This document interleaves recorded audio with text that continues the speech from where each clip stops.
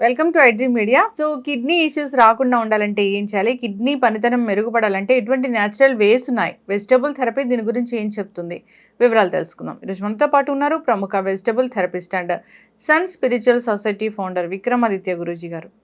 గురుగారు నమస్కారం అండి. సూర్యోస్మితల్లి.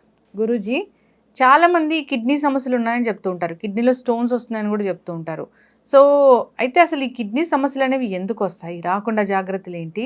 సో కిడ్నీలు పూర్తిగా ఫిల్టర్ అవ్వాలి, మంచిగా బాగా పనిచేయాలి, పనితనం మెరుగుపడాలంటే ఏం చేయాలి?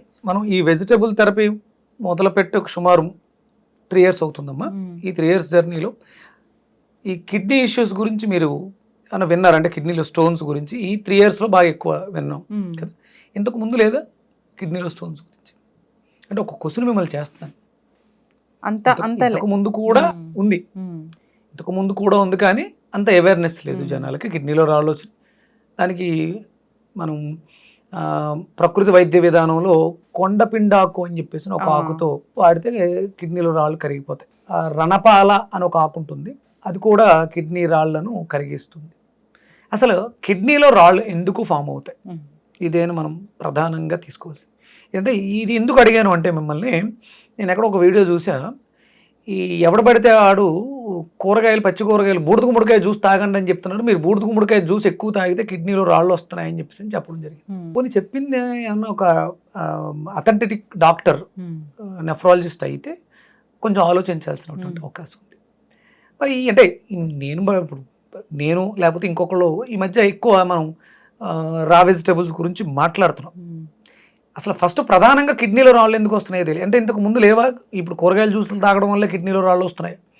అక్కడ ఏమవుతుందంటే, మనం ఎవరైతే చూస్తున్నారో వాళ్ళని కన్ఫ్యూజ్ చేస్తున్నాం.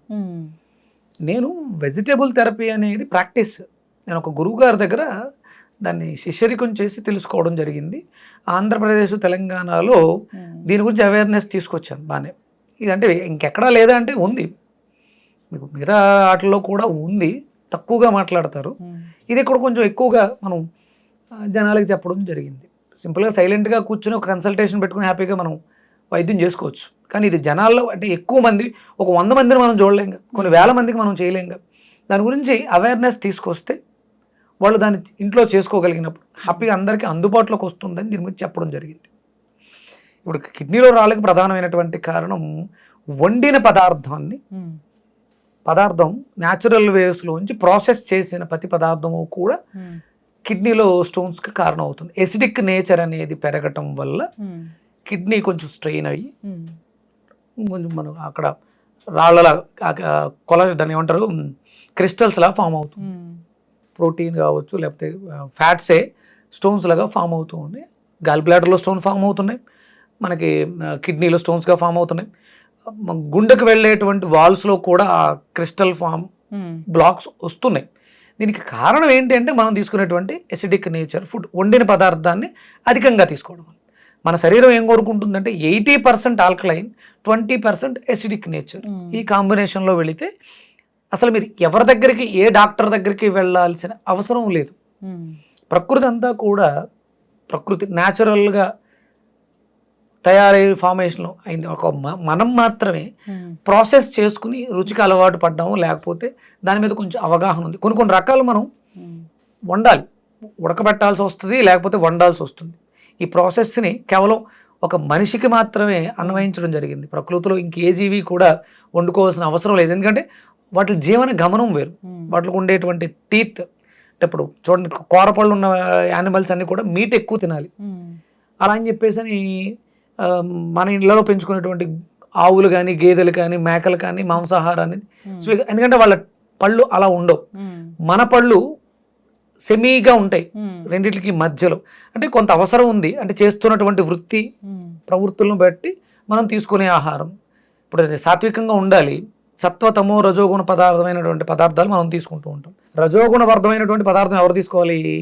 సైనికులు, మిలిటరీ, వీళ్ళు తీసుకోవాలి. వాళ్ళు అక్కడ శ్రమ పడతారు, పొద్దుటే లేసి బాడీకి వ్యాయామం ఉంటుంది కాబట్టి వాళ్ళు ఆ పదార్థం తీసుకున్న అది పెద్దగా వాళ్ళని ఇబ్బంది పెట్టదు. ఇక్కడ మనం ఉంటూ ఈ ఎసిడిక్ నేచర్ ఫుడ్స్ తీసుకుంటే కంపల్సరీ మనకి కిడ్నీ ఇష్యూస్ వస్తాయి. ఆ ఎసిడిక్ నేచర్ అనేది ఎలిమినేషన్ టైంలో మనల్ని ఇబ్బంది పెడుతుంది. ఇక్కడ మీకు అది క్యూర్ అవ్వాలంటే ఏం చేయాలి? ఆబ్వియస్లీ ఆపేయాలి. మనం తీసుకోవడం ఆపాలి, లేకపోతే ఎసిడిక్ నేచర్ తక్కువ ఉన్న ఫుడ్, ఆల్కలైన్ ఫుడ్ ఎక్కువ తీసుకోవాలి. దాంట్లో మనకి బూడిద గుమ్మడికాయ హై ఆల్కలైన్ ప్రాపర్టీ. బూడిద గుమ్మడికాయ గురించి చాలా మంది గురుజులు చెప్తూ ఉంటారు. మనకి పెద్ద పెద్ద ఈషా ఫౌండేషన్ సద్గురు గారు చెప్తారు, అందరికీ తెలుసు. దానివల్ల బెనిఫిట్సే తప్ప మనకి చెడు జరిగింది అనేది చాలా తక్కువ ఉంటుంది. అంటే సీజనల్గా చూసుకోవాలి. వర్షాకాలం శీతాకాలం తీసుకుంటే జలుబు చేస్తుంది, అది చలవ చేసే గుణం అధికంగా ఉంటుంది కాబట్టి జలుబు చేస్తుంది తప్ప దాని నుంచి ఎలాంటి సైడ్ ఎఫెక్ట్ ఉండదు. High alkaline property. ఇక మీరు ఇది వండిందా పచ్చిదా అనే అపోహ తీసుకుంటే మనకి ఇప్పుడు ఈ వర్షాకాలం శీతాకాలం సన్ టెంపరేచర్ ఎంత ఉంటుందమ్మా? బయట టెంపరేచర్ మినిమం 25 ఉంటుంది కదా, అంటే 25 degreesలో అది వండబడుతుంది. అదే సమ్మర్ అనుకోండి 35-40 degrees వస్తుంది. ఆ వేడికి మనమే ఉడికిపోతున్నాం, ఆ వెజిటేబుల్ ఉడకదా? అంటే ఇవి రా అనుకోవడం పొరపాటు. ఆయన సూర్యనారాయణమూర్తి తన కిరణ శక్తితో వాటిని కొంత ప్రాసెస్ చేస్తున్నాడు.